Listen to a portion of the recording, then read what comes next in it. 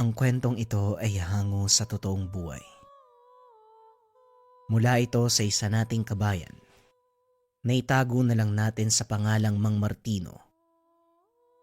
Taong 1971, Isabela. Oras ng gabi, nang marinig ni Mang Martino ang isang sigaw. Humingi ng saklolo, bakas sa boses ang pagiging takot. Sinilip ng matanda. Bumungad ang sugatang ginang na akay-akay ng bata. Kagad siyang humugot ng itak at saka lumabas para tumulong. Hindi na nagtanong pa at pinatuloy ang panauhin. Inayos ang mga kagamitan at saka inagapan ang sugat ng ginang. Nang bumuti ang pakiramdam ay dito lang siya nagtanong. Bata, sinong may gawa nito sa inyo? Taga saan ba kayo? Oras na ng gabi. Saan ba ang tungo nyo? Toto po ang pangalan ko, Manong. Pauwi na po sana kami sa tahanan ng lolo ko. Naligaw kami, kaya inabutan ng gabi. Tapos may humarang po sa amin eh. Alam ko po, hindi normal yun. Punong-puno po ng balahibo yung itsura niya eh. Sinanay po yung napuruhan. Mabuti na nga lang po, may dumating pa na parang isang halimaw din eh. Sila po yung nagpatayan kaya nakaalis kami ni nanay. Isa pang halimaw. Ay sino? Kilala mo ba ang itsura? Ipaliwanag mo nga. Hindi ko po masyadong naaninag kasi madilim eh. Pero pareho po sila. Punong-puno po ng balahibo yung katawan. Tapos pulang-pula po yung mga mata. Binigyan ng mahihigaan ni Mang Martino ang bata upang makapagpahinga. Maimbing ang tulog ng kasamang ginang pagkatapos malapatan ng gamot. Sa kabilang banda, hindi maiwasang mapaisip ng matanda tungkol sa sinabi nitong halimaw. Ngayon pa lang kasi nakarinig na nagpang-abot ang kapwa nila lang. Si Mang Martino ay hindi ordinaryong mamamayan. May kaalaman pagdating sa mga aswang, engkanto, lamang lupa, at iba pang banta ng kapamakan. Bukod dito, isa ring manggagamot. Kaso nga lang wala nang lumalapit sa kanya magmula nang hindi naisalba ang buhay ng huling ginamot. Biktima ito ng aswang. Sa lubha ng kalagayan ay wala ng pag-asa pang mabuhay. Siya ang sinisi ng pamilya. Ipinagkalat na sinadyang patayin ng pasyente. Sinubukan niyang depensa ng sarili pero nauwi sa kaguluhan. Upang maiwasan na nahimik na lamang, wala nang lumapit sa kanya para magpagamot, maliban na lamang ngayon. Muling sinuri ni Mang Martino ang kalagayan ng ginang, nilapatan ng karagdagang gamot. Makalipas ang ilang oras ay tuluyang bumuti ang pakiramdam. Nagising at kinausap. Ang pangalan ko ay Martino. Narinig ko ang sigaw ng bata kaya sumaklolo ko sa inyo. Mabuti na lang dito kayo napadaan sa akin. Naagapan ko kagad ang sugat mo. Siguradong gagaling na yan. Tamang pahinga, tamang inom ng gamot ang kailangan. Matanong ko lang pala, anong klaseng nilalang ang sumugod sa inyo? Kung hindi po ako nagkakamali, aswang po yun eh. Kung saan na lang kasi kami napadpad eh. Biglang may umatake sa amin. Mabuti meron pang isang dumating eh. Sinugod niya yung kapwa niya, tapos silang dalaway naglaban. Tumakas na kami ng anak ko nang magkaroon ng pagkakataon. Yung pangalawang halimaw, hindi ko talaga masyadong naaninag pero sobrang laki nun eh. Nga po pala, Teresa po ang pangalan ko. Toto naman ang pangalan ng anak ko. Maraming salamat po sa pagtulong niyo ha. Niligtas niyo ang buhay ko. Walang anuman. Saan ba kayo tutungo? Pwede ko kayong ihatid para masigurong ligtas kayo. Wala namang problema dahil may kalabaw ako. Pwede tayo magpaila sa karo. Hindi na po siguro, malaki na po yung naitulong niyo sa amin eh. Maraming salamat po, Manong Martino ha. Konting oras na lang po yung kailangan ko para makapagpahinga. Aalis na din po kami. Walang problema, iha.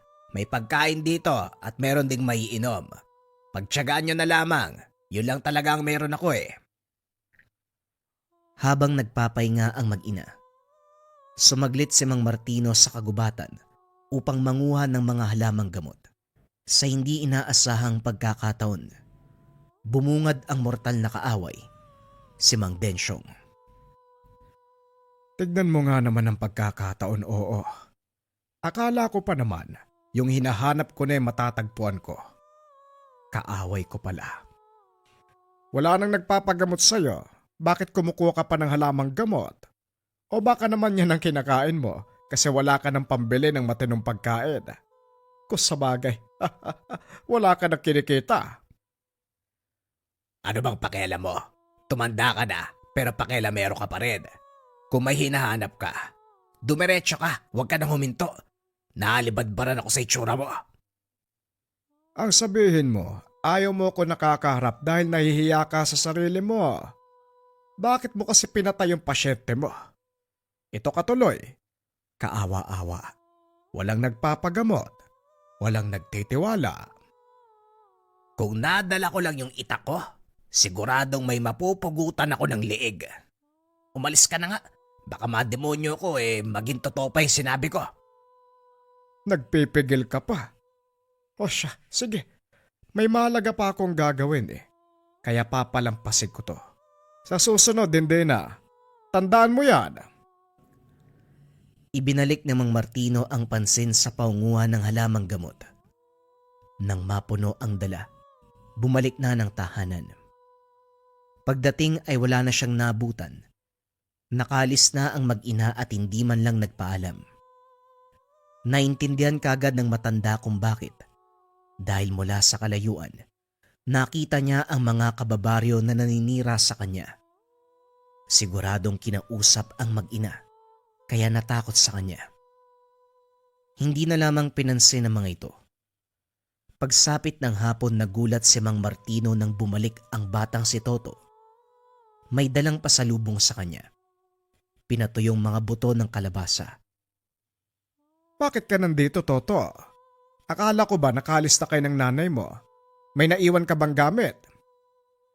Ang sabi po kasi ni nanay, baka mapakinabangan mo yung gamit na to. Kaya pinatid niya po sa akin. Yung tatay ko po yung gumamit niya noon pero dahil wala na siya, sa inyo na lang daw po. Ang sabi din ni nanay, mag-ingat kayo kasi lapitin daw yan ng mga halimaw Napatitig si Mang Martino sa inabot na kwintas ng bata. Kilala niya ang palawit na ito, ang mutya ng kalabasa. Isa itong maliit na hugis, butong bato mula sa mismong kalabasa. Bihira lamang magkaroon ng ganitong mutya.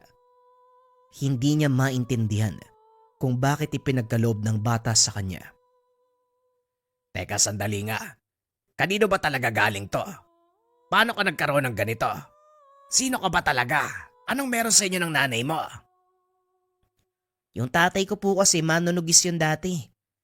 Pero hindi kinaya yung dalang banta ng mga kalaban. Lapitin po kasi yung mutya na yan Walang panahon na lilipas na hindi mapapaaway ang magtatangan. Napansin ni nanay, isa ka manggagamot May kaalaman ka po sa ganitong bagay kaya para hindi masayang yung gamit, sa inyo na lang po yan. Napakamot ng ulo si Mang Martino. Naguguluhan dahil gustong ibigay sa kanya ang mutya. Kaso nga lang may halong pananakot. Binaliwala lang din dahil bata ang kausap. Pagkatapos maubos ang kinakaing buto ng kalabasa, walang pasabing umalis ang bata. Hindi na rin sinundan pa. Muling dumating si Mang Densyong. Nagbangayan ng dalawa.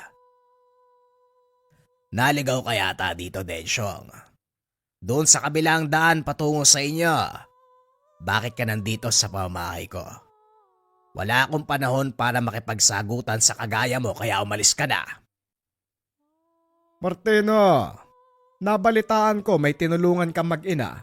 Nandyan pa ba? Gusto ko lang makita. At bakit gusto mong makita, Aber? Wala kang karapatan na malaman kung sino ang pinapatuloy ko sa aking tahanan. Kalalaki mong tao, tsismoso ka talaga. Tanda, may gusto lang ako malaman. Huwag mo nang ipagkait ang mag-ina. Nasaan sila? Iharap mo sa akin. Sabing hindi pwede. Ano ba? Kung susugod ka rito, kala mo kung sino ka. Tandaan mo, Densyong, nasa baluarte kita. Ano man ang gusto kong gawin sa'yo ay kaya ko. Wala akong magiging kasalanan kung sakaling makarating sa otoridad dahil ikaw ang sumugod. Hindi nagpatalo si Mang Densyong. Buong puwersang itinulak ang matanda. Nagmamadaling umakyat ng hagdan. Kaso nga lang napatras nang maramdaman ang kakaibang enerhiya sa loob. Hoy tanda, anong klaseng pangontrang meron ka?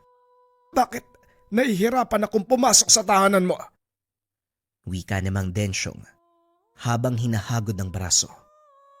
Tama ka, meron ngang pangontra dyan. Para hindi makapasok yung kagaya mong demonyo. Bakit ba gusto mong makita yung mag-ina na tinulungan ko? Sandali. Hinahanap mo ang iyong alaga kanina.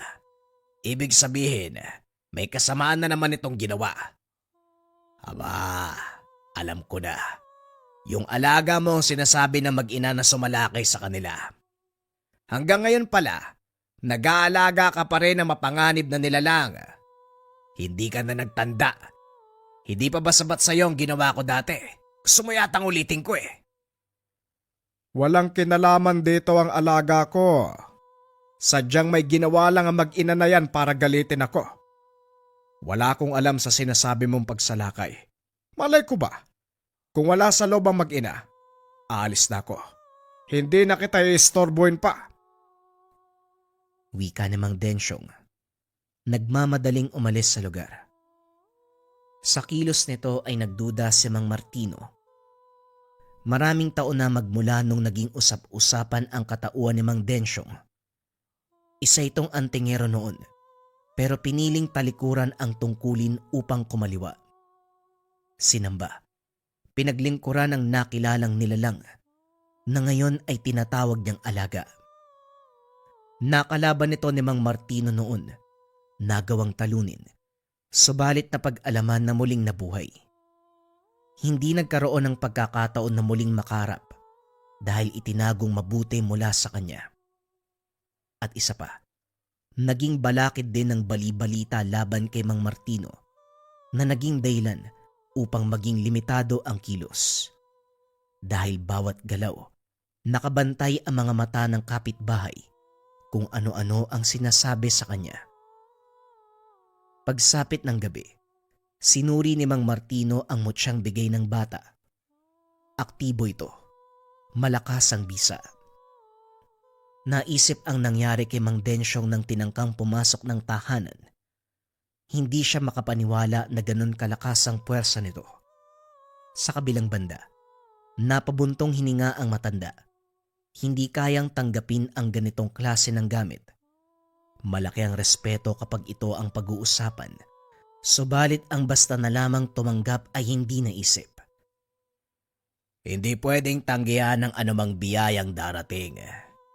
Pero ang pagkaloba ng tangan na walang malinaw na detalye kung saan nagmula, mahihirapan akong tanggapin. Pasensya na pero itatago lang muna kita.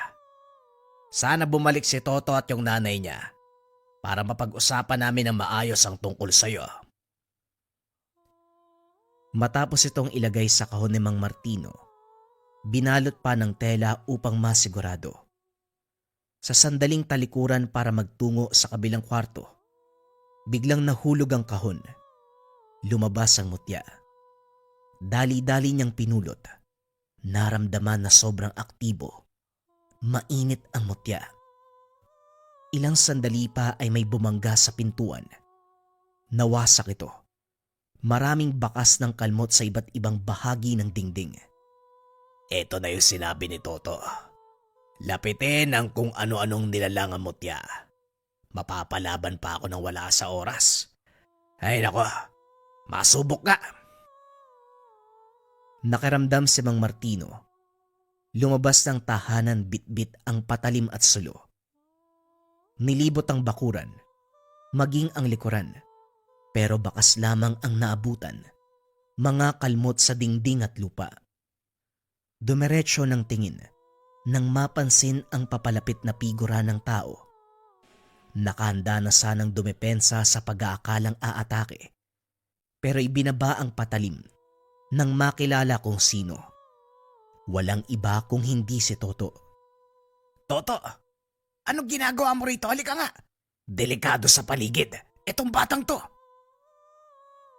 Dinala niya sa loob ng tahanan ng bata. Nang masiguradong wala na ang banta, binalingan nito ng pansin. Sa pagkakataong iyon, napag-alaman na hindi pangkaraniwang bata si Toto. Pinakiramdaman ng mabuti. Unti-unting napansin ang inilalabas na kakaibang lakas mula sa mismong katawan. Toto, sabihin mo nga sa akin, sino ka ba talaga? Yung enerhiya mo, hindi kayang taglayin ng ordinaryong tao yan. Umamin ka. Tumitig sa kanya ang bata. Hinawakan siya sa kamay. Sa puntong ito mas lalong naramdaman ang puwersang taglay. Mas malakas pa kaysa sa napansin kanina. Dito na nagtapat si Toto. Alam kong nararamdaman mo na hindi ako totoong paslit. Alam kong alam mo na nagbabalat kayo lang ako. At yung ginawa ko si Nanay Teresa, ilusyon lang ang lahat ng yun. Pero yung nangyaring engkwentro sa nilalang, totoo ang lahat ng yun. Sadyang lumapit na ako sa'yo kasi kailangan ko ng tulong eh. Alam mo na kung sino yung sinasabi ko. Napakunot ang noo ni Mang Martino.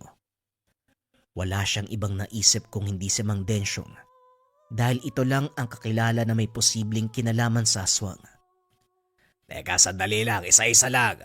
Linawin muna natin kung anong uri ka ng nilalang.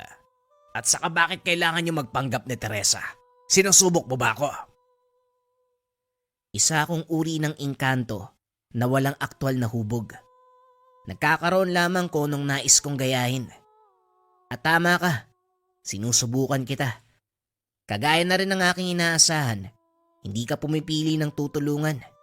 Walang pagdadalawang isip na sumasaklolo kahit hindi mo alam kung anong mangyayari. Huwag kang mag-alala, kaibigan. Nandito ko para maging katuwang mo. Tutulungan kita. Kasangga mo kami ng binigay kong mutya sa'yo. Huwag mong kalimutang gamitin kasi para sa'yo yun eh. Matapos ng kaganapang iyon, dito na nagsimula ang bagong buhay ni Mang Martino kasama ang kanyang gabay at mutya ng kalabasa. Ang unang bisa na ibinigay sa kanya ng gabay at mutya. Pagpapagaling ng mga sugat sa maiksing oras.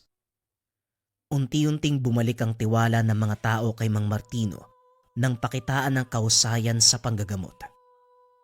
Sa katunayan, sinadya ni Toto na bigyan ng sakit ang mga tao at walang ibang malalapitan kung hindi si Mang Martino. At dahil alam niya ang kabutihang asal ng matanda, hindi ito nagdadalawang isip kapag merong lumalapit sa kanya. Nagamot ang mga pasyente, nagtiwala ang tao sa kanya. Akala mo hindi ko alam ang ginawa mo. Ikaw mismo nagbigay ng sakit sa tao para pagalingin ko. Kakaiba ka rin ano?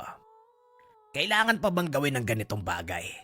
Akala ko ba mga aswang, masasamang loob lamang ang ating pagtutunan ng pansin.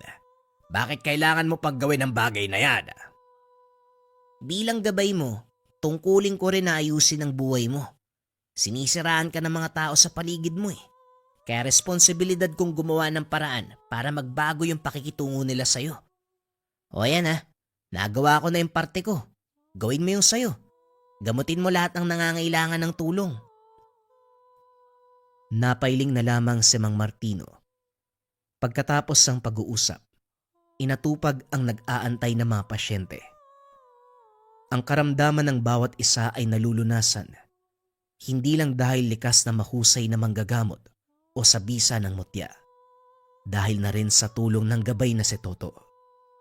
Kagad nitong ginawa ng paraan para maagapan ang kalagayan. Nagbibigay din ng halamang gamot si Mang Martino. Dahil napapagaling ang mga pasyente, araw-araw dinadagsa ang tahanan. Kasabay naman ito ang matinding banta ng mga engkanto na pasimpleng nanggugulo sa tuwing oras ng gamutan.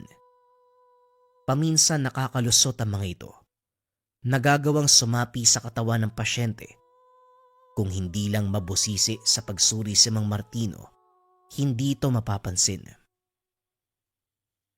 Toto, mukhang delikado ang lagay ng panggagamot natin ngayon Magmula nang ginamit natin ang mutya, hindi lang aswang ang nagpaparamdam. Kahit mga engkanto nang gugulo na rin. Wala ka bang mabisang paraan para maitaboy ang mga ito? Nangangamba ko Baka makahanap ng tiyempo mga yon, hindi natin namalayan. Kawawa ang pasyenteng sasapian. Ganyan talaga kapag ginagamit mo yung mutya. Nararamdaman ng iba't ibang nilalang at elemento yung puwersa. Kaya naman lumalapit sila dito. Naiinganyo sila Pero wag mo na silang pansinin, ako nang bahala dun. Ituon mo lang yung atensyon mo sa paggamot sa mga pasyente. Pero, teka, nararamdaman mo ba yun? Yung paparating? Naalerto ang dalawa nang mapansin ang banta ng panganib. Hindi nagtagal isang pasyente ang bumungad sa pintuan, sugatan at nanghihina.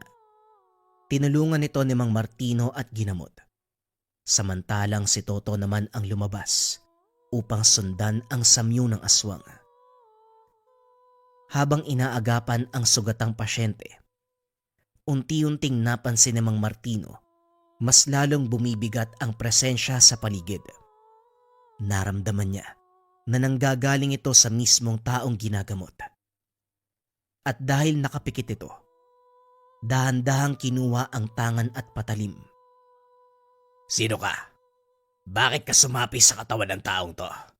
Magpakilala ka! Idiniin ni Mang Martino ang hawak na patalim. Hindi naman balak na patayin ng tao. Gusto lamang pagsalitain ng elementong sumapi. Subalit kabaliktaran ng nangyari dahil lumaban ito. Naging maingat naman ang manggagamot. Hindi lumaban upang maiwasang mapinsala ang katawan ng taong sinapian. Nang makatsyempo ay nagawang itali sa upuan. Hoy demonyo ka! Huwag mong intayin na puruhan pa kita bago mo lubayan ang katawan ng taong yan. Hindi ako nagbibigay ng awa sa katulad mo. Tinutukan ng pangontra ni Mang Martino ang elementong sumapi. Kagad itong kumalas sa katawan bago pa tuluyang mapuruhan. Nanghina ang pasyente at nawala ng malay. Pagkalipas ng ilang sandali, si Toto ang bumungad. Duguan ang mga kamay. O paano ka naman? Matagal kang nawala, kumusta ang lakad? Siguro natalo mo ang nilalang. Yung pasyente na yan, biktima ng 2 nilalang. Yung unang sumalakay aswang, tapos sinamantala ng isang engkanto, nakisanib Mabuti nagawan mo ng paraan. Napalis ko lang ang sape pero hindi ko napuruan. Kumalas Nang napansin na tutuluyan ko siya ikaw ba, ano ba talagang pinaka nangyari sa labas? Ano pa nga ba? Wala namang ibang makakalaban dito kundi yung alaga ni Densyong Ang hindi ko lang maintindihan kung bakit nabubuhay hanggang ngayon Napuruhan ko na yun noon. Sa palagay ko nakakabit sa isang bagay ang buhay niyan Kapag natunto natin ang puno, doon lang matitigil yung pangasik. Ikaw Martino, wala ka bang balak na kumprontahin si Densyong? Kung walang kikilos, patuloy lang naman bibiktima yun Yan nga rin ang ipinagtataka ko. Nakalaban ko na noon ng aswang. Nabalitaan ko na buhay uli. Hindi lang nagkaroon ng pagkakataon na makasagupa kasi naging maingat yata Parang iniiwasan ako makaengkwentro uli. Sigurado ko ba talaga? Alaga ni Densyong ang nakaharap mo. Hindi ako pwedeng magkamali Martino. Nararamdaman ko ang puwersa ni Densyong sa kanya. Nagagawa mo na ang responsibilidad mo bilang manggagamot. Pero hindi lang dyan nagtatapos ang tungkulin mo. Mukhang kailangan mo ng tuldukan ang hidwaan nyo ni Densyong. Napabuntong hininga si Mang Martino. Kamuntikan nang makalimutan ang tungkol kay Mang Densyong at sa alaga nitong nilalang. O sakto pala Hindi na natin kailangan puntahan. Siya na mismo ang lumapit sa atin. Napatingin si Mang Martino sa labas. Mula dito ay natanaw si Mang Densyong.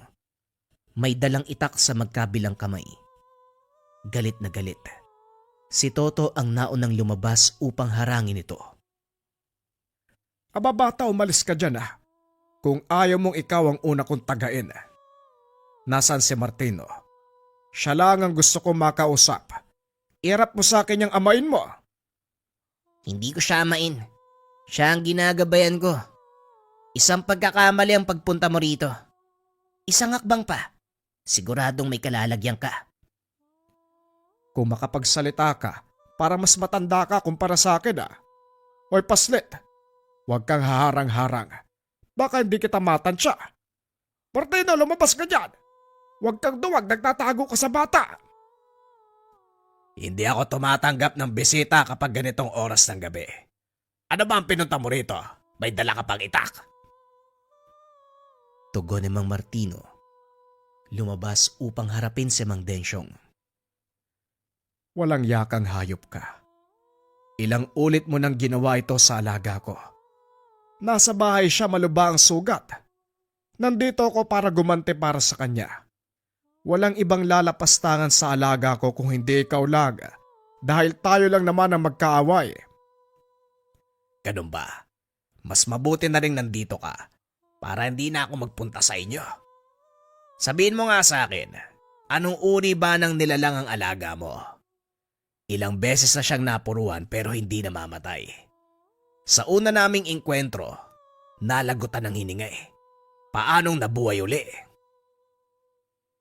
Dahil sa pagmamagaling mo, may mga bagay kang nakalimutan. Nagawa mo nga mapuruan ng alaga ko, pero hindi mo tinuluyan. Sa tingin mo ba, mamamatay ang isang aswang ng ganong kadali? Akala ko ba malawak ang kaalaman mo? Mangmang ka pa rin pala. O sige, halika na dito nang matapos na to. Humarang si Toto sa kanilang dalawa. Ginamitan ng puwersa ang matanda dahilan para tumilapon sa unahan. Nakatayo naman kagad. Gulat na napatingin sa bata. Wala pala tayong pinagkaiba, Martino. Nagpalaki ka rin ng isang demonyo. Ngayon ko lang nakita ang batang to Pero parang pamilyar. Nagkita na ba tayo noon? Hindi pa tayo nagkikita. Pero yung alaga mo, kilalang kilala ko. Matapos magsalita, dumiretso na si Mang Densyong ng pagsugod. Sa puntong ito ay si Toto pa rin ang humarap. Tinapatan ng atake. At dahil mas malakas, walang kahirap-hirap na binagsak. Duguan na si Mang Densyong, nanghihina. Ay nako, Densyong. Oras na siguro para mabawasan ang kasamaan sa mundo. Toto, ako na riyan. Ako nang tatapos dyan. Lumapit si Mang Martino sa kinalalagyan ni Mang Densyong. Napatanda muna ng krus bago pinatawan ng parusa ang matanda. Hindi nagtagal, dumagungdong ang pag-atungal ng aswang mula sa kung saan.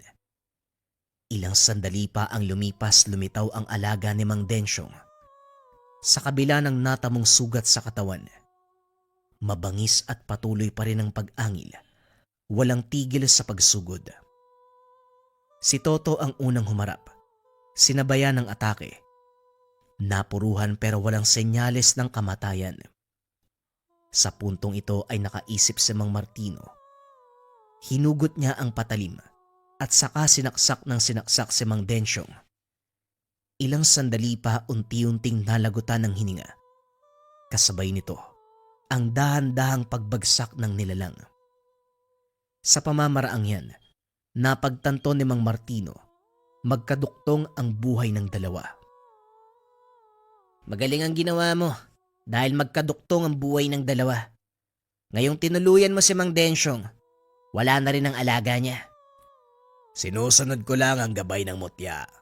Kung ano ang sinasabi sa akin, yun ang ginagawa ko. Matapos ng kaganapan, nabawasan na ang kalbaryo ni Mang Martino. Paminsan-minsan na lang ang pasyenteng lumalapit na may kasong pambibiktima ng aswang. Madalas ordinaryong karamdaman na sinasabayan ng mga banta ng mga nilalang at engkanto. Sa kabila nito, hindi hinahayaang manaig ang puwersa ng dilim. Sa paglipas ng panahon, Humantong sa punto na nawala na si Toto. Kinakailangan ng bumalik sa pinanggalingan dahil pansamantala lamang ang pananatili sa mundo. Naunawaan nito ni Mang Martino. Iniwan sa kanya ang mutya, iningatan, ginamit para sa kabutihan. Sa tulong nito marami ang napagaling mula sa iba't ibang karamdaman. Kahit wala na si Toto, patuloy niyang sinasariwa ang buhay ng gabay sa pagpapatuloy ng sinumpaang tungkulin gamit ang bisa ng mutya ng kalabasa. Para kay Mang Martino, ito ay paraan niya ng pagpapasalamat sa naging kaibigan. Gamitin ang lakas ng ipinamana sa kanya upang tumulong sa kapwa. Bagong kwento pa rin ang susunod mga kabayan. Ito ay tungkol sa isang antingero na manlalason ng aswang. Simulan na ang storya. Ang kwentong ito ay hango sa totoong buhay. Mula ito sa isa nating kabayan na itago na lang natin sa pangalang Ason. Taong 1973, probinsya ng Samar. Napatitig si Ason sa lalaking nakatayo sa unahan. Malayo man, pero malinaw niyang nakilala ang katauhan nito. Nilalang na nag-aantay ng tiyempo para makasunggab ng tao. 2 beses itong bumalik sa pwestong kinakatayuan. Wala namang ginawa, maliban sa pagtingin sa mga dumaraan. Nasa tabi ng kalsada ang tubaan ni Ason. Isa ito sa dinarayo ng mga lasenggo dahil sa timpla ng inumin. Inantay niyang lumapit ang lalaki, pero lumipas na lamang ang mga oras na natiling nakatayo sa kinalalagyan. Siya na ang lumapit dito, pero nagmamadaling umalis nang makita siyang papalapit. Sinundan na lamang ng tingin habang papalayo. Bumalik na lang sa tindahan dahil dumagsa na ang mga manginginom. Sa kalagitnaan ng pag-aasikaso ng mga lasing, dumating ang 2 lalaki. Dumiretso sa pwesto sa bakanting mesa. Nilapitan niya nang tawagin siya ng mga ito. Isang galon sa amin. Yung walang tungog. Samahan mo na rin ang pulutan at sa tabako. Wika ng lalaki. Inihaw na isda ang pulutan ngayon. Naubusan na rin ang tabako. Bakit ayaw niyo sa tuba ng may tungog? Mas masarap nga ang meron eh. Malasa ang tami... Huwag kang madaldal. Pakain ko sa itong kamao ko eh. Isang galon ng tuba na walang tungog. Bilisan mo. Napailing na lamang si Ason sa inasta ng lalaki. Nag-isip ng gagawin sa ganitong pag-uugali ng customer. Imbes na sundin ang sinabi, iba ang ginawa. Ibinigay ang tuba na merong tungog, yung lason para sa aswang. Hindi napansin ng mga kalalakian dahil humahalo lamang sa kulay ng tuba. Makalipas ang ilang sandali, ginanahan sa pag-inom ang mga ito, kung kaya't bumili ng bumili. Hindi na mabilang ang naubos. Parehong bumagsak ng matamaan ng pagkalasing. At dahil hindi makatayo, sa mismong kinalalagyan nakatulog. Anong oras na? Bukas pa rin ang tindahan mo ah. May nakatulog pa. Gusto mo alalayan na kita sa mga to? Sa lupa pa naman nakatiyaya oh.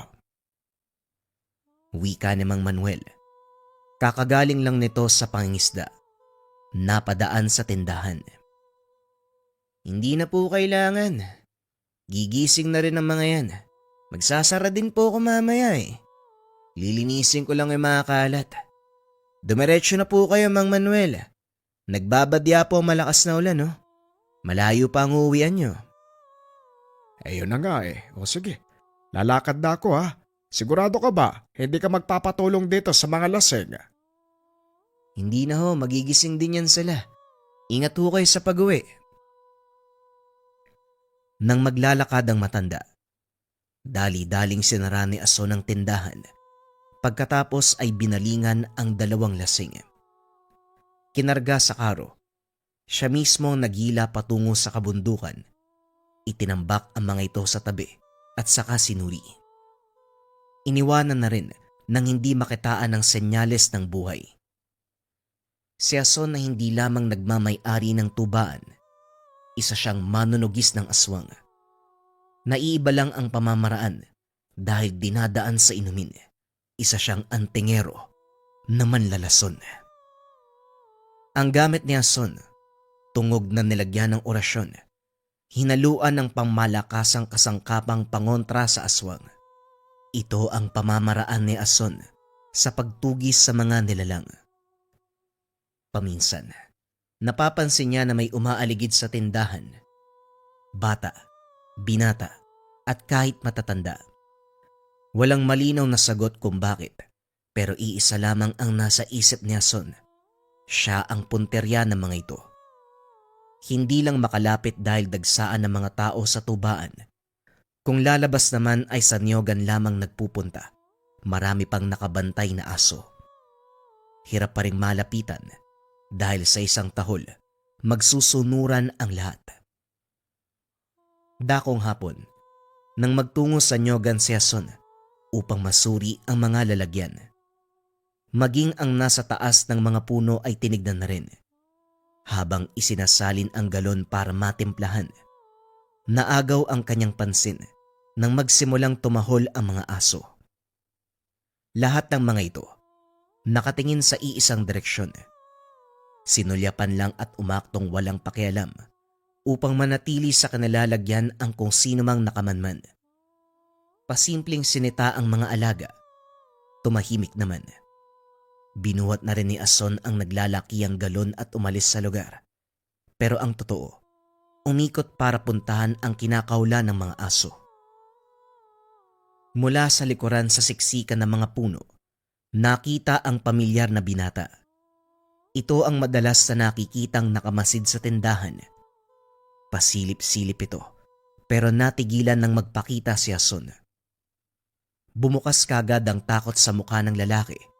Hinawakan niya upang hindi makalayo. Alam mo, kilala kita eh, kahit ang tunay mong pagkatao.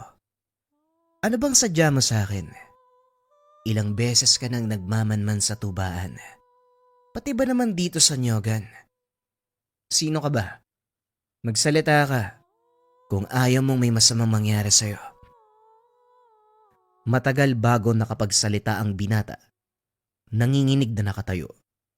Hindi makatingin. Pilit na kumakawala sa pagkakahawak ni Ason. Hindi ako kalaban. Magpapatulong lang kami. Gusto kong gumaling eh. Ayoko maging ganito. Pakiusap, tulungan mo ko. Kumunot ang noon ni Ason sa sinabi ng binata. Sa puntong ito, nararamdaman niya ang pagmamakaawa, kabilang na ang pagiging takot. Tulong? Saan? Napaano ka ba? Sandali nga. Hindi mo ako maloloko. Pare-pareho kayong mga nilalang. Kapag nahuhuli, kung ano-ano ang sinasabi para makawala. Iho, totoo ang sinasabi ng apo ko. Gusto naming humingi ng tulong sa'yo para mailigtas ang buhay niya. Sa katunayan, nabiktima siya ng yanggaw. Hindi matanggap ang nangyari, kaya naghahanap ng paraan upang maisalba ang sarili. Sinabihan ko siya na sa'yo lumapit dahil nakilala ko ang pamamaraan mo. Pamamaraan na katulad sa matalik kong kaibigan noong araw, si paring Eduardo. Eduardo Gagarin. Paano mo nakilala ang lolo ko? Sino ba kayo? Sa puntong ito, binitawan ni Ason ang binata. Formal na nagpakilala ang matanda. Ako si Paterno. Ito ang apo kong si Joel. Yung isa naman ay si Dodoy. Gawa kasi ng pagiging gala kung saan-saan napapadpad kasama ang mga barkada. Ayan ang napala nayanggaw. May senyales na dahil labis ang pagkauhaw. Nagugutom, lumalabas tuwing gabi. Kung minsan lumalambitin pa sa bubong, nahahayok sa amoy ng laman. Iho, alam kong may kakayahan ka sa ganitong usapin, kaya sana matulungan mo ang apo ko. Napatitig si Ason sa panauing karap. Nakumbinse dahil sa pagiging totoo ng mga ito. Pumayag siya. Pinatuloy sa tahanan. Nakilala ng husto si Mang Paterno dahil sa pagsasalaysay na tumugma sa kwento ng yumaong lolo. May binanggit ito tungkol sa dating kaibigan sa pinanggalingang probinsya. Pagkatapos ng usapan, binalingan nila ang sitwasyon ng binatang si Joel. Sinuri at napag-alaman bago palang umepekto dahil sa mga nakikitang senyales. Sa kabilang banda, napailing si Ason dahil walang karanasan sa panggagamot. Tanging pagpatay ng aswang lamang ang nalalaman. Mang Paterno, hindi ako nangangako dahil panunugis ng aswang lang ang ginagawa ko. Hindi panggagamot ng nayanggaw. Bakit hindi nyo subukan na lumapit sa subok na manggagamot o albularyo? Sa kabilang bayan meron doon. Galing na kami roon, iho. Pero natatakot silang mangialam dahil sa sandaling subukang gamutin ng batang ito, darating ang aswang na yumanggaw sa kanya para pigilan. Nangyari na ito nung nakaraang buwan eh. Yung tumulong na albularyo, namatay. Manong kilala ko po yung aswang. Yung kakilala namin. Yung pinuntahan naming pagdiriwang. Yung tatay niya may gawa nito eh. Saka sa totoo lang palagi ko siyang napapansin. Nakikita ko siya para bang binabantayan ako. Gusto yatang makasiguro na magiging ganap na aswang ako eh. Malaking problema yan. Hindi lang pagkayanggaw ang kailangan mabigyan ng solusyon. Nariyan pa ang nilalang. Dinadamay nyo lang yata ako dito eh. Hindi pandadamay, iho. Humingi kami ng tulong. Ikaw na lang ang malalapitan ko, iho. Magmula nang napansin ko yung hinalo mo sa inumin, ikaw kagad ang naisip kong lapitan. Kagayang-kagaya ni Eduardo ang pamamaraan mo at alam kong kaya mong puksain ang aswang na yon. Maging ang sitwasyon ng apo ko, siguradong kaya mong bigyan ng solusyon. Subukan mo lang, iho. Wala na kaming ibang malalapitan. Sa pangungumbinse ng matanda, napangibabawa ng awa ang puso ni Ason. Gusto mang itaboy patungo sa albularyo ang mga ito. Hindi rin magawa dahil sa pakiusap. Binigyan na lamang ng pangunahing luna si Joel. Aminado siya na hindi nito maaalis ang yanggaw pero makakatulong pa rin kahit papano. Sige, subukan mong inumin ang tuba na ito. Malalasing ka pero hindi ka mamamatay kagaya ng ibang aswang na pinainom ko niyan. Iba ang sangkap na hinalo ko. Mapipigilan ng sintomas ng pagkayanggaw. Makakatulong para gumaan ang pakiramdam at pag-iisip. Sa ngayon, ito lang ang may bibigay ko sa'yo. Hayaan mo, baka sa susunod, mabigyan kita ng tamang gamot. Kailangan ko munang pag-aralan ng sitwasyon. Sinunod ng binata ang kanyang sinabi. Pagkatapos mainom ang isang baso ng tuba.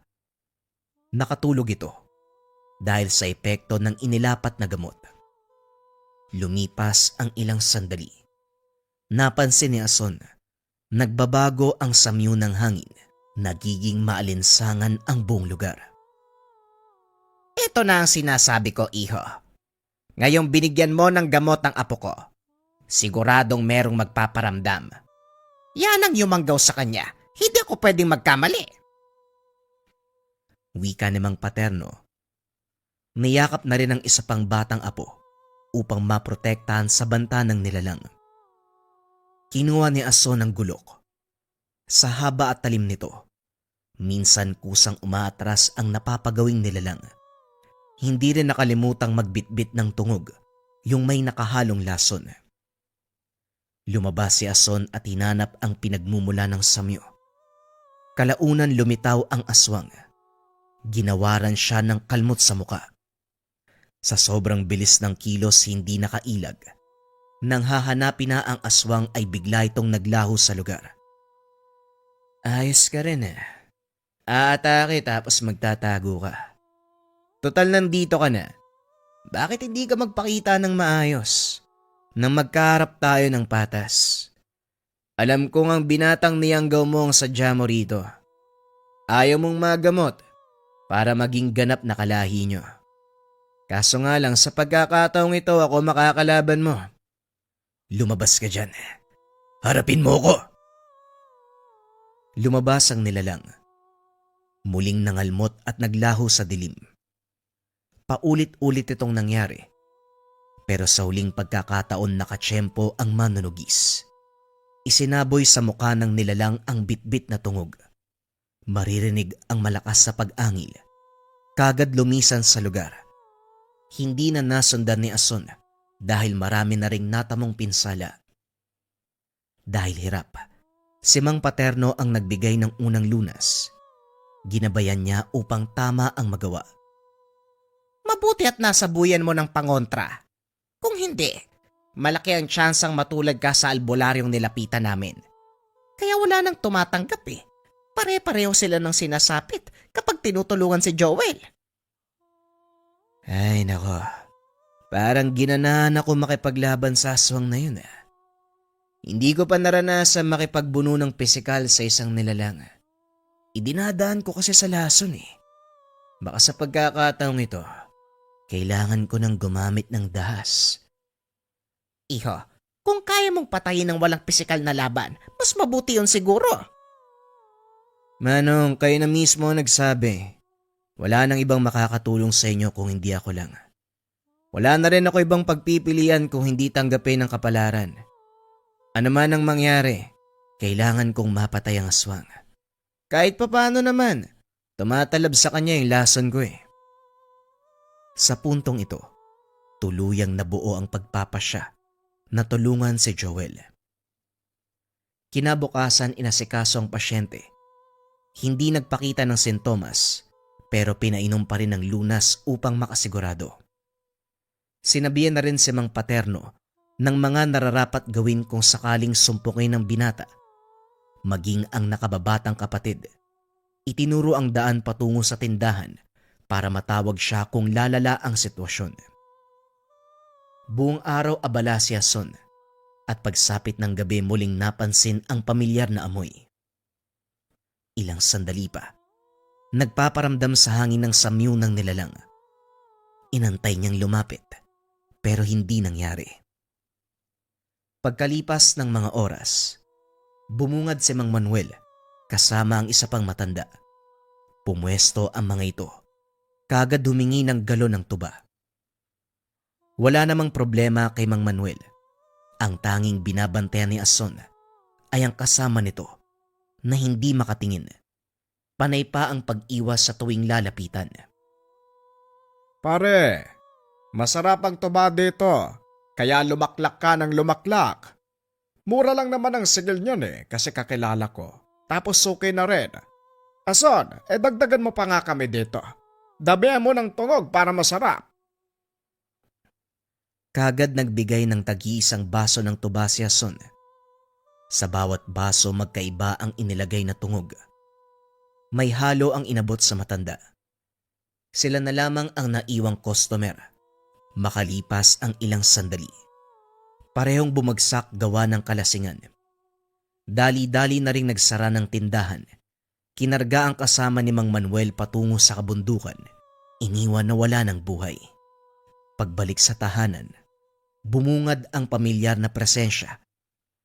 Dali-daling kinuha ang gulok at sinuri ang paligid. May napansin siyang gumagalaw sa mayayabong na halaman sa unahan. Pero nang lapitan, kagad nawala ang figura ng isang nilalang.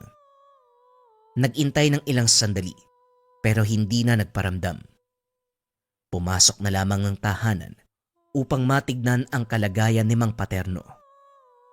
Sa awa ng Diyos, walang nakitang sintomas kay Joel pero hindi pa nawawala ang kapit ng aswang. Ibang pamamaraan ang ginamit ni Ason. Tubig ang hinalo sa tungog, hindi na tuba. Mabuti tubig ang pinainom mo. Nag-aalala ko kasi kapag tuba nalalasing eh. Pang ilang gamutan na ito. Pero kahit papano, may pagbabago ako napansin. Nabawasan yung matinding pagkauhaw at gutom. Nakakatulog na rin sa gabi. Noon kasi gustong lumabas eh. Hayok na hayok. Napababa lang natin ang kapit ng sumpa sa kanya pero hindi pa natin nailalabas ang nakatanim sa loob ng katawan. Habang wala ako, may napansin ba kayong umaaligid? Wala naman akong napansin. Pero nga pala baka kailangan mo ng tulong sa tubaan mo. Dinadagsakan ng manginginom. Hindi na humanong. Mas mainam na si Joel ang pagtuunan nyo ng pansin. Kasi wala ako palagi sa tabi niya eh. Pero si Dodoy, pwede bang mahiram? Nasa 8 gulang naman ang bata eh. Baka pwedeng mautusan ng magagaan na gawain. Ay walang problema, dalhin mo siya bukas. Kahit papano, nakakagawa ng mga bagay-bagay ang batang yan. Linawin mo lang ang utos para maintindihan. Matapos ng pag-uusap ay nagpahinga. Panay pa rin ang pagbangon ni Ason para silipin ang kalagayan ni Joel. Pinakikiramdaman ng paligid sa banta ng aswang. Kinabukasan pagkatapos mapainom ng gamot si Joel, nagtungo na ng tubaan para magbukas. Hapon na nang nakapagtinda dahil nagpunta pa ng niyogan para magtimpla ng galong-galong dagta. Kaso nga lang habang ginagawa niya ito, alam niya na merong nag-oobserba sa kanya. Umaaligid. Nag-aantay ng tamang pagkakataon. Pagsapit ng gabi, mangilan-ngilan na lamang ang manginginom sa tubaan. Muling dumating si Mang Manuel. Galing ito sa pangingisda. Dumaan upang makainom na rin. Nagtaka si Ason sa iniingi nitong tuba. Gustong palagyan ng tungog na ginagamit niya sa panglalason ng aswang. Ason, 1 galon nga na merong tungog. Yung pamuksa mo sa nila lang ha. May nakilala kasi kong isa eh. Nandun sa bangka nag-aantay. Dinadala ko dito pero parang natatakot yata. Napatitig si Ason sa kanya. Naalala ang kasama nito kagabi. Maliban dito, ipinagtataka kung paanong nalaman ang kanyang pamamaraan. Nagkamali po yata kayo, Manong. Isang tungog lang ang ginagamit ko. At saka, ano yung sinasabi niyong pampuksa ng aswang? Pilit niyang tinatago ang katotohanan. Si Ason naman parang hindi tayo magkakilala. Iho, matagal ko nang alam na meron kang hinahalo sa inumin kapag may aswang nadadayo dito sa tubaan. Bigyan mo na ako para mapuksa nag-aantay doon sa bangka. Nakatitig lamang si Ason sa matanda. Hindi malaman kung paniniwalaan ba. Pero nang matanong kung sino ang tinutukoy na lalaki, walang pagdadalawang isip na nagbigay ng tuba. Dali-dali namang binitbit ni Mang Manuel, dinala pabalik sa baybayin. Upang makasigurado, sumunod si Ason. Pagdating ng baybayin, naabutan ni Mang Manuel na nakikipag-inuman sa isa pang lalaki. Nakatalikod ito, kung kaya't hindi namukaan pero nakilala pa rin ang taglay na aura. Lumapit pa si Ason. Naging maingat upang hindi matunugan ang palihim na pagmamasid. Kaso nga lang nabuking ng tawagin ni Dodoy. Sumenyas pa siya sa bata na wag mag-ingay, kaso nga lang huli na ang lahat. Naalarma ang kainuman na si Mang Manuel. Napatakbo at mabilis na nawala. Napahugot na lamang ng hininga para mapigilan ng galit. Nanghihinayang sa pagkakataon na makatugis muli ng aswang. Dodoy, sa tindahan mo na lang sana ako inantay. Babalik naman ako kagad eh. Halika nga, sumampa ka sa likod ko, wala ka pang senelas. Nagpatuloy ang usapan nila ni Manong Manuel. Sumama ito pabalik ng tubaan. Sayang naman, mapupuksa na sana natin eh. Konti na lang makakainom na yun ng lason. Kaso, biglang sumigaw yung bata. Kaano-ano mo ba yan? Apo po ng kakilala ko. Balikan na lang natin yung kainuman mo. Pero sabihin nyo nga po sa akin, paano nyo nakilalang aswang? Iho, kung titignan, isa lang akong ordinaryong mandaragat. Pero ang katotohanan, may kaunting kaalaman din sa pagkilates ng nakakasalamuha kung tao ba o may bahid ng pagkaswag. Halata kasi sa amoy at presensya niya. Ilang beses ko na siyang nakita mula kahapon tapos nang maabutan sa baybayin kanina. Tinawag ko, nakipagkaibigan, tapos inaya ng inuman. Naisip ko kasi ang pamamaraan mo kaya nag-aya ako. Hindi nga lang nakainom. Sayang, mapupuksa na sana eh.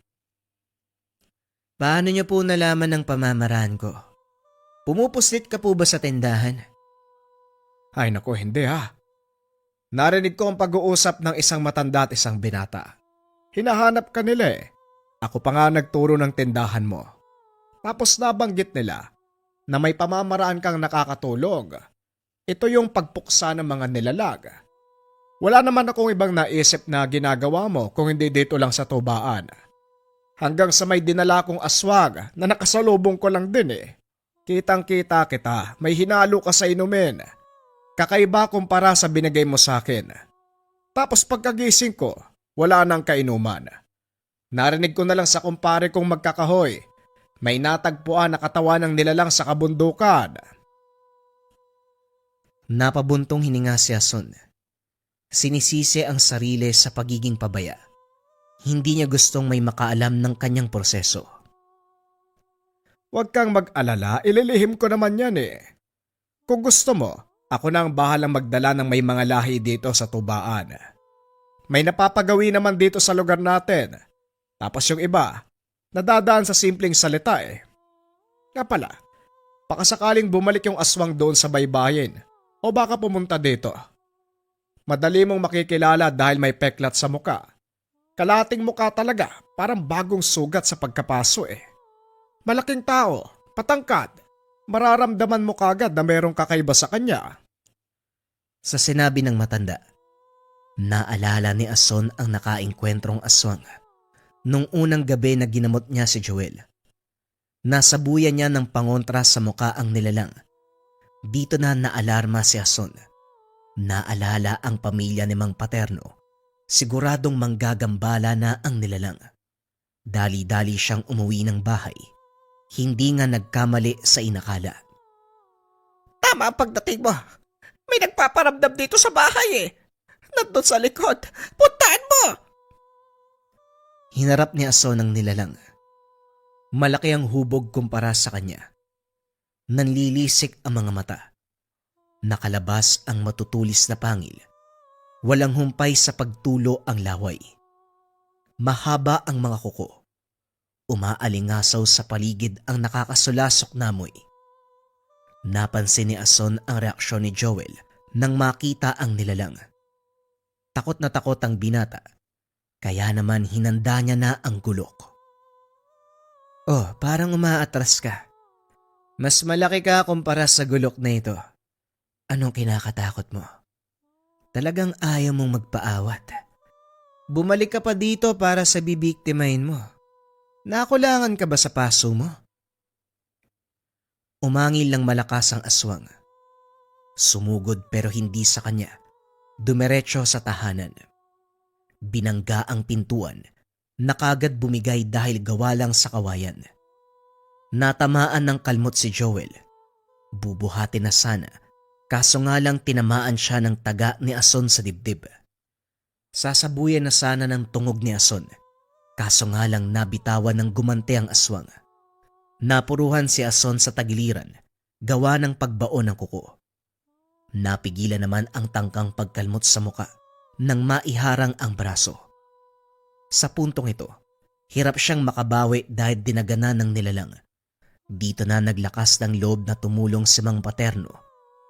Lumabas, kinuha ang tumilapong balot ng tungog. Walang pasabing isinaboy sa muka ng nilalang. Inabot naman kay Ason ang natira. Tinaga ni Ason ang binti nito. Kasabay ng pag-angil ng nilalang, isinubo ni Ason sa kanyang bibig ang langis ng tungog. Dali-daling nangisay ang buong katawan ng aswang. Hindi tumagal ay binawian nito ng buhay. Napaupo na lamang sa tabi si Ason. Ang natamong sugat naman ang iniinda. Dali-dali ring inagapan ni Mang Paterno, katulad kung paanong gamutin nung gabing unang sinalakay ang aswang. Sa kabutiang palad, nagamot din ng maayos. Matapos ng nangyaring sagupan, hindi na muna nagbukas ng tindahan si Ason. Inuna ang kalagayan ng binata dahil nagsusuka ito. Paulit-ulit na nagreklamo sa sama ng pakiramdam. Nanlalamig pa sa tuwing maduduwal at purong laway lamang ang inilalabas. Pinapainom pa rin ng tubig na merong bisa ng orasyong tungog. Kaya lang naaalerto si Ason nang lumala ang pagsusuka. Kinakabahan sa ideyang nagkaroon ng masamang epekto ang ginagamit na pamamaraan. Pero sa kabutihang palad, sa ilang beses ng pagsusuka, lumabas ang itim na likido. Kasama dito ang napakahabang itim na sinulid. Gumaan ang pakiramdam ng binata dahil nawala na ang sumpa. Lubos ang pagpapasalamat ni Joel at Mang Paterno sa ginawa ni Ason para sa kanila. Tama ang desisyon ko na ikaw ang lapitan. Tignan mo, malaki ang naitulong. Naisalba mo ang buhay ng apo ko. Maraming salamat, iho. Naway pagpalaing ka pa. Hindi rin makapaniwala si Ason sa naganap. Ang ginagamit niyang lason sa aswang, ito rin ang ginamit niya upang makapagpagaling ng biktima ng aswang.